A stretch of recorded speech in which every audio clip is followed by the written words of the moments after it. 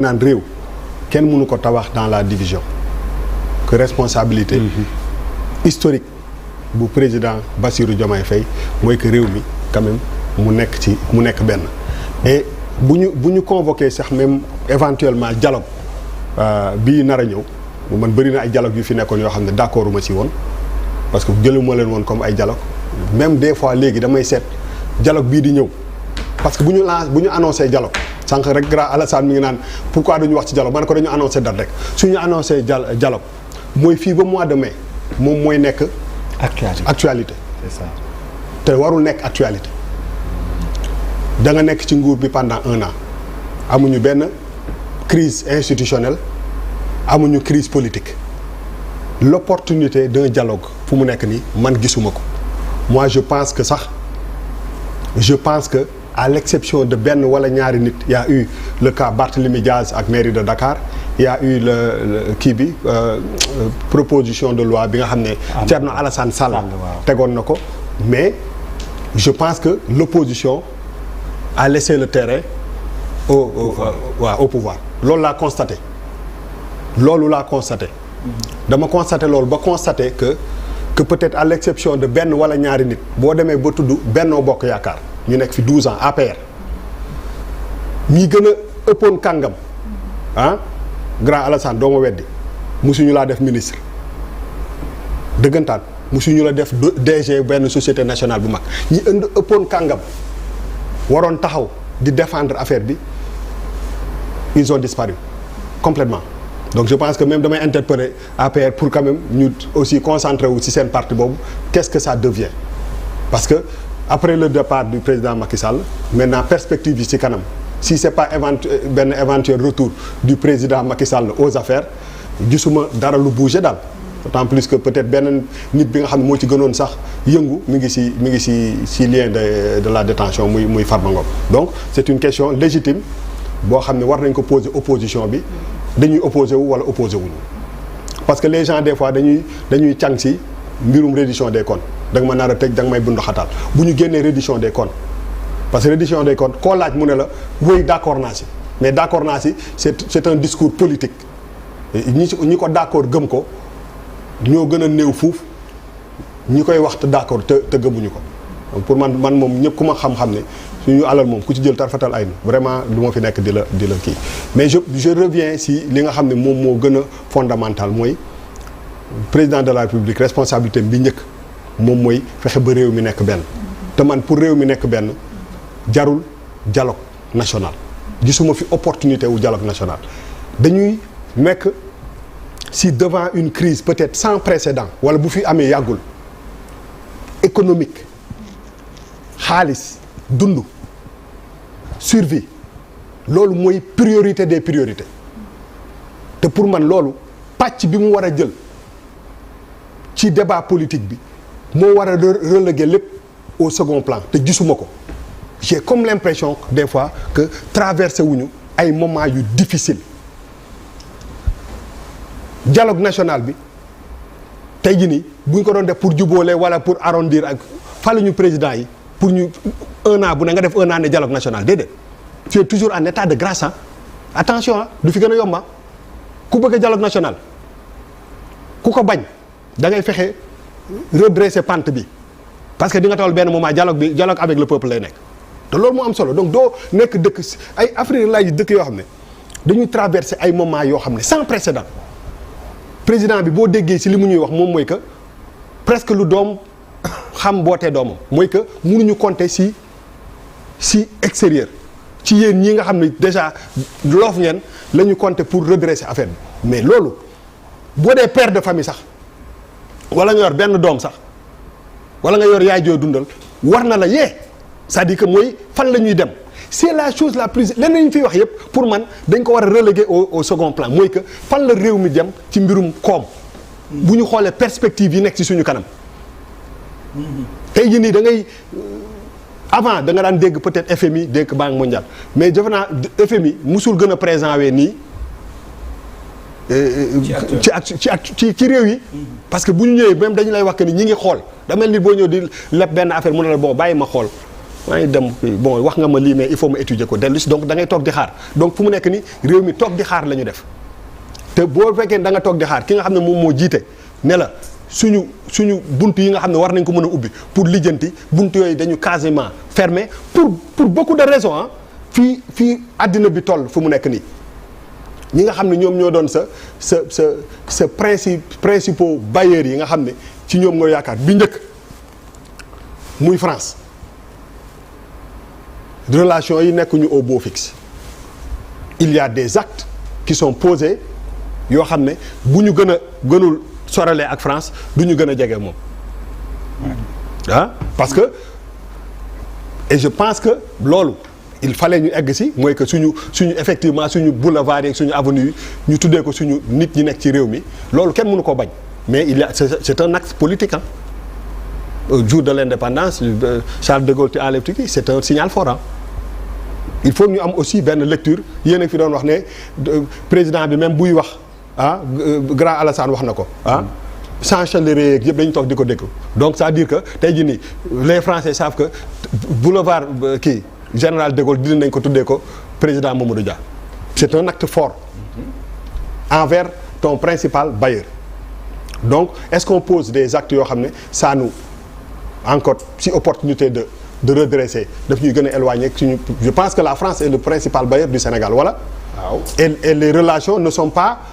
parce que bu France di nekk ak Sénégal ci jàmm wala ci en tout cas quand jàmm di dugg ak génn da nga koy sentir wax fa dëgg yàlla te tey nii sentir naa ni quand même cette relation elle est un peu dafay def nii dafa xam nga lu ma la bëgg a et tendu quoi voilà tendu et lan la France di peser ci Banque mondiale lan la France di poser ci FMI c'est une question légitime bu ñu waroon proposer bu ñu war a poser wu parce que pour man même les bailleurs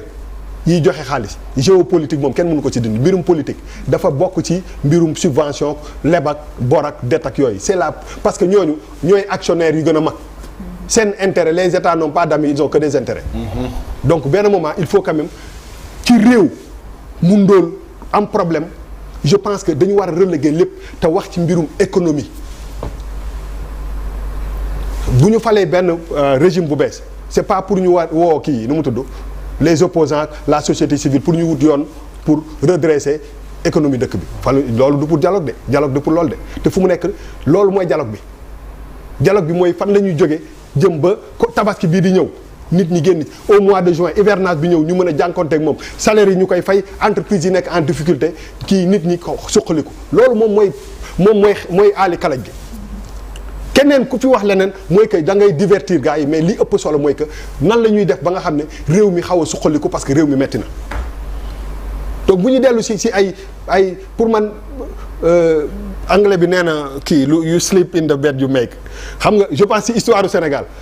c'est la première fois est-ce que c'est pas la première fois muy élection présidentielle boo xam ne waa ji bi nga koy fal dala ne xoola maay malal non du ma ne maay malal sax maa yuusu parce que yuusu laa gën a jege grand maa yow non dëgg la am nga en fait boo dellu see ci ginnaaw nga xool lan mooy slogan bi Sonko Diomaye mooy Sonko loolu la slogan bi gars yi bi ñuy dem wuti nguur gi lu ñu la wax Diomaye mooy Sonko léegi si Diomaye mooy Sonko bi c'est Diomaye qui est le candidat mais c'est Sonko qui est le ki ñu plébiscité moom mooy Sonko maanaam loolu dafa tënk lépp. Diomaye mooy président mais Sonko lañ fal. moom mais c'est en fait boo ko doon demeuree bien ñoom docteur Massamba Gueye ñiy wolofal yooyu ñu jël affaire bi ñu faram-pàcce ko toj ko cette signification loolu lan la. parce que c'est très fort. on a chaque jour ma wax leen que ni décision wu nekk président c'est une décision unipersonnelle boo xam ne yow yaa ko jëlal sa bopp. yaay dem sa tour nekk ca xam nga loolu dafa am solo nit ñëw ne la maa ko jël mais du man diw mooy man. c'est la responsabilité. waaw mais xaaral rek mais loolu dañ ko campagner ba jël nguur gi di ko dérouler gars yi la ñu campagner moom la ñu dérouler moi ça ne me surprend pas dégg ngeen fi premier ministre Ousmane Sonko wax que ni. président Diomaye Faye man maa ko tànn ne leen voté leen ko ça veut tout dire ci biir exercice bii yàggul ci campagne kii législative bi wax na ko man maa président Diomaye Faye maa ko tànn su ma tànnoon keneen ñu votel ko ça veut tout dire gars yi la ñu campagner ñu falee leen ci moom la ñuy dérouler on a logiquement non juridiquement on a un président mais on sait qu'on en a deux c'est la réalité on a xam nga body language bi sax xam nga li ma la bëgg a wax kii bi daal taxawaay bi xam nga bët aussi day seetlu gis soo gisee taxawaay premier ministre Ousmane Sonko ak président Diomaye Faye nga xam ni ñooñu la ñu campagne woon ba léegi ci loolu la ñu nekk te loolu lay dérouler moo tax je pense que ci li ma gis nii tu sais il y a des actes yoo xam ne nit yi duñ ci bëgg dugg te nag damay wax tout le temps que ci suñu dëkk yi président yi amatuñu sax intimité normalement tu sais un président de la République ma defaraat sama mbubb mu rafet nii kii Cheikh Alassane Sène moo ma ko may sama xarit boobu. Cheikh merci rafet na ma ko dig de. waaw mu vert bleu bi ba dara dóor naa la dóor yi ak yàgg ma la en vert yàgg na waaw léegi non je voulais dire nangul tëdd mais tëdd ko ba non je voulais dire dafa am ay actes yoo xam ne pour man acte bu président de la République posé rek nit ñi dañ ci war a am jàngat te boo ci amee jàngat di nga comprendre affaire yu bëri damay wax que ni président de la République vie privée sax waroo ko am si réew yi rek la ñuy xam man bëgg naa xam te loolu c'est une question léegi keroog rek laa toog di xam nga man nag dama xaw a tordu tuuti mais soo romboon 20 sénégalais nga ne leen président jabaru président Bassirou Diomaye Faye parce que man jaaxaar bi pour man pour ñu gàttal affaire bi président Diomaye Faye rek mu gën a lu si mooy gën a kii daal mooy ëpp fii léegi Diomaye Faye bi rek jaaxaar bi gars yi dañu ko rocci jaaxaar bi c'est pour les intimes là gars yi koy tag kañ président Bassirou Diomaye Faye bëgg naa romb 10 sénégalais wala 20 man leen président jabaram nu mu tudd ñu ne ma diw la tudd c'est important am na fi benn candidat bu fi ñëw ñu laaj ko benn question bu xaw a indi woon polémique ci malal mi bi ñu waxee ma ne leen c'est une question légitime quand tu aspires à diriger un pays nit yi waruñu ignorer bëgg naa xam président Bassirou Diomaye Faye ñaata doom la am j'ai le droit de savoir xam nga nit ki ngay jox loolu laa lay wax ni sa lépp buy romb nga ñu droité la buy kii jël sa avion bi dem bu ñu waree guerre moo naan dem leen guerre yi kooku dara warulaa ump ci moom c'est le père de la nation sa papa war nga xam ñaat doom la am wala ñaari jabar la am donc pour man amul dara lu ñu fa war a nëbb président de la République même si c'est privé hein mais c'est un acte fort il y a un mois macha allah yàlla na xale bi dund ba am ndey ak baay comme ni ñu koy waxee jël doom tuddee ko yaay premier ministre si ben oui voilà dégg naa ko de je pense que c'est la vérité si mais c'est un acte très fort tuddee na doom premier ministre dolli si biir exercice bi mu tuddee yaay ji premier ministre les présidents même si c'est un truc qui vient du cœur hein mais ça peut être aussi un message très fort parce que dama ko dégg benn jour mu ne kii dama ko tuddee sama doom te bugguma sama doom màgg ma koy xool beneen bët moo tax sama diggante moom dara du ci kii nga tuddee nga dolli ci tuddee yaay moo tax honnêtement man ñaar ñii am na lu leen boole te loolu ils l'ont dit depuis le début wax fa dëgg yàlla man damay wax li nga xam ne moom laa gis sénégalais yi gis ko mooy que depuis le début ces gens là ils se sont dit maay yow yaay man donc boo ma nee malal maay yow yaay man ñu nekk ci oto bi dawal des fois nga sonn ma dugg dawal te loolooy dëgg leneen yëpp problème d'interprétation ku ubbi sa bët bii di xool xam ne ñaar ñii les actes qu'ils posent ils gouvernent ensemble dafa am lu ma mës a dégg premier ministre wax ko bi mu génnee ci fi ñu ko dencoon ci kii bi man bu may wax pour man kaso dafa metti quoi fi mu génne woon dama bëgg kon dama baax ba dara ban moo am waaw Cap Manuel billaay kaso yàlla nañ ci yàlla kii te ñi fa nekk ñëpp yàlla na yàlla delloo seen kër yi mais ma dégg ko mu wax que ni bi am nañu ñoo wax ak moom mu ne woowal leen ma Diomaye moo ko wax du samay mots de ce sont des mots yoo xam ne nit di nga wax benn affaire 10 ans après nit yi di ko étudier xam nga loolu c'est fort quand tu dis à une personne malal wool leen ma malal ma nekk ci benn cellule mu toog ma ne ko yow lay tànn peut-être que bu ma la tànnee lii ak lii ak lii ak lii mën na nekk ay conditions yaa may dégg yow laa wóolu yow laay tànn donc loolu ci bu ñuy dérouler il faut pas que mu man bettuma pour être honnête bettuma parce que ba nga campagne ne ma Diomaye mooy Sonko mooy Diomaye loo leen def lu Ousmane Sonko def Diomaye ànd na ci lu Diomaye def Ousmane Sonko parce que loolu la ñu kiiyee loolu bu fekkee le président de la République parce que ton premier ministre nag war nga koo wóolu tant que prérogative yi mu am dépassé wu ko yow mën naa jël décision sama premier ministre convaincre ma yeexal ko wala ça c'est la cuisine interne man sama mag yi jiite fii des fois mu jël benn affaire bu baax ma yeexal affaire bi tuuti yooyu yëpp mën naa nekk mais tant que teggiwuñu yoon te li ñuy def ñu ngi jëmal réew bi kanam man personnellement man du ma poser problème parce que nekk naa nit boo xam ne bu ma gisee nen ni nen a ngi Ousmane Sonko moo fal Bassirou Diomaye Faye moo ne Sénégalais yi fal leen Bassirou Diomaye Faye parce que wax naa ko woon avant campagne électorale di ñëw boo leen dellu si waat di ngeen ko gis bu doon Bassirou Diomaye Faye candidat kese moo dem peut-être que du gagné élection yi Ousmane Sonko moo gagné élection yi moo ko tànn ñu fot kii ko loolu la yàlla dogal maintenant ci bu ñuy dérouler il faut pas s'étonner que affaire bi changé parce que nuyoo woon na affaire bi fëggoon na ba nga ubbil ko mu dugg toog nit ki nag bu fëggee sa bunt nga ne ko duggal toog mu ne la damay ndékki yaa ko invité ci biir kër gi nan waxante dëgg donc loolu pour man kii li am solo ba am solo dëggantaan dégg naa ko mu wax benn wax moom mooy que delloo réew mi mu nekk benn mais delloo réew mi mu nekk benn ki nga koy njëkk a inculqué mooy ñi ngay àndal il faut que nit ñi def la part des choses boo yoree lu ñëpp moom quel que soit ay prétentions de crédibilité yi nga am xam nga taxaw naan waaw man dama jub ñun dañu lii ça t'engage c'est pas mon problème tu travailles pour moi jëfee ko di fëgg sa dënn man mi la tànn nag man mi la wóolu maa la gën a jub man mi la tànn ci sa fay ay morom yu bëri ma ne la yow laa tànn ki ñu jiite c'est pas par te jamonoy fëgg dënn nekku fi quand on est en crise on se concentre sur l'essentiel bés boo defee résultat yu mag nga fëgg sa dënn moi xam nga man kan lay naw xam ma defaraat sama garab bi xam nga kan lay naw ku jëlee fenn benn yóbbu ko ñett nga fëgg sa dënn jubal loolu mooy fondamentaux wu nit waxuma ku ñu dénk ku ñu dénkul nit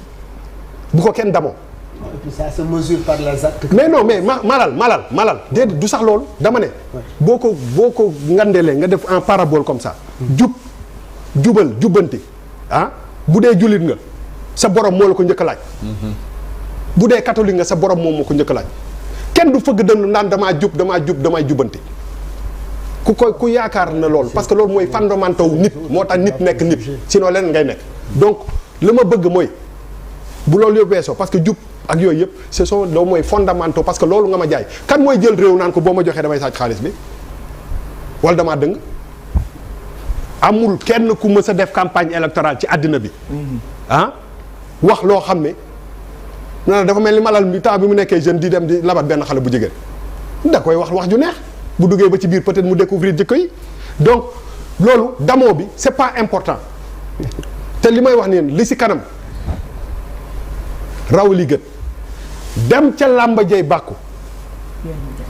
jóge ca làmba jay bàkku moo ko sës parce que ku def 1 an ci pouvoir yaa nga dem ca làmba ja ngemb nañ la defal nañ la sa sumukaay Modou Lo jóge na fële Balla Gaye jóge na fee combat boobu. il faut mais un an ay touche lay. non moom lay wax ni non égogo estat non malal parce que non mais bu leen mën dagg mais grand arrête de nous dire ça loi de règlement année lañ ko mais grand bàyyi ma eggali. non c'est que day wax loo waaw mais man maa doon wax waaw mais man maa doon wax. maa ko mu yeggali rek fii ku nekk bi mu jëlee. kenn daggul waaw mais malal bu leen ma dagg aussi. mais je ne comprends pas. waaw mais malal fi ma nekkoon bu ma dagg ci ay détails quoi s'il te plaît dama ne tey jii nii voilà xam nga tey jii nii lan moo am solo bien que émission bi daggante bi des fois neex na ci mais lan moo am solo déggoo ma ne la kuy dem ca làmba jay bàkku jóge ca làmba jay bàkku man boo defee 1 an wala 6 mois wala 9 mois ne ma dama jub dama na ah c'est bien boo defee 5 ans ma wax la ndax jub nga wala juboo la pression c'est pas chez les populations ñi ñu jox suñu réew jubal ci biir nee naa la ça se conjugue à la première personne du singulier mooy man est-ce que jub naa est-ce que jubal naa est-ce que jubanti naa parce que yow la ñu dénk yow la ñuy jox salaire yow la ñuy jox indemnité yow la ñuy jox 4-4 yow la ñuy jox lépp yow la ñuy jox suñu alal donc yow jub ak ñàkk jub yow la njëkk a concerné avant les citoyens donc loolu dafa am solo lii aali kalaj gi tey gi nii mooy que nguur gi fi nekk nañu gën a taxaw ci mbirum économie bi dëkk bi am xaalis dëkk bi dafa metti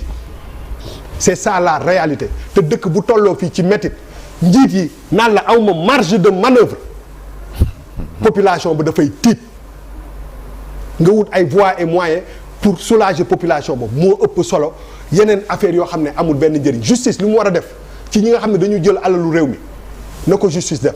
parce que bés bu politiciens yi génnee le discours politique si nga xam ne liggéeyu justice la te yàlla tax nit ki mënoo ko jiital di ko fakasal on a nee nañu justice comme ni Badara di wax y a pas d'alternative à la justice dossiers yi ñi ngi ci loxo justice surtout ñi nga xam ne ñoo nekk ci état ah justice baa ngi dox concentré wu leen sur l'essentiel économie wu réew mi dafa ndërmbeelu c'est très dur c'est très difficile te li ñu njiit yi di wax dalul suñu xel en termes de perspective Afrique rek ngay gis nag ñuy dund situation yu grave noonu ñu nekk ci ay détails yoo xam ne amul bopp amul genn président Diomaye Faye Bassirou Diomaye Faye li ñu lay laaj mooy que fi mu nekk nii ci at mii nan nga mën a def ba soulager population yi ba mettitu dëkk bi mu soulager économie bi mu leneen loo fi wax ay dialogue ak affaire nekkuñu ci crise ne mënuñu def aussi tous les 2 mois 3 mois ñu woote fi dialogue opposition bi ñi si gën a bëri sax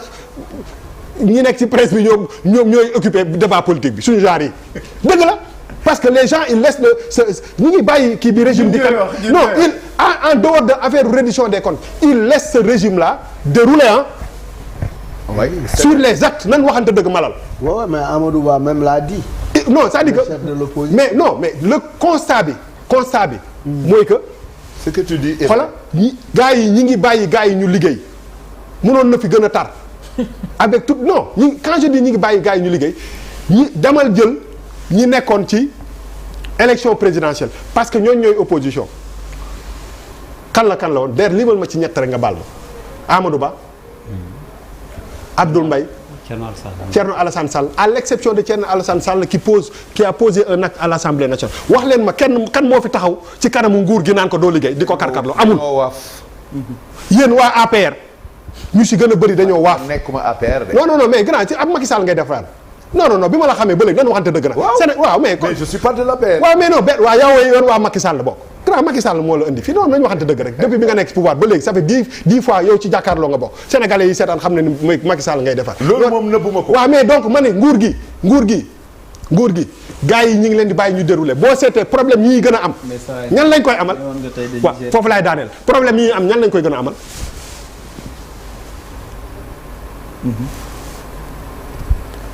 ay activistes rek ay chroniqueurs ñu gën a bëri non mooy am ay coow ay nii mais si biir terrain bi je pense que il faut saluer le débat politique est animé par nous voilà mais il faut saluer posture parce que nit aussi bu defee lu baax da nga opposition bi il laisse ce régime là dérouler opposé aussi c'est s'opposer ñi ngi leen di bàyyi ñu dérouler donc il faut pas ñu créer benn fausse crise pour appeler à un dialogue qui n'est pas opportun li am solo li opportun ali kalaj gi mooy que jóg leen ci mettiwaayu réew mi dem lijjanti ji loo xam ne moom moo kii te lijjanti bi nag dañuy war di gis gars yi di dem ak a ñëw avion yi di naaw partenariat yi ñu koy signé yéen a ngi bëgg a yàgg ci dëkk bi te tukki yi wàññeeku na lu bëri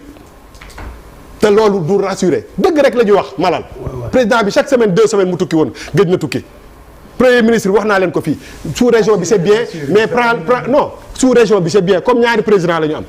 bu kii jógee Asie ki dem Europe kële dem Amérique dem leen wuti ji bagage yi réew mi commencé dox suuxlu léegi jeunes yi kii parce que lii moom mënu c'est pas soutenable ah nit ñi mënuñu dem dëkk ci coono yu mel nii de te loolu moo am solo leneen lu fi waaye wax da ngay wax lu la neex wasalaam. publicité. gaara ni bi jolol yu teddi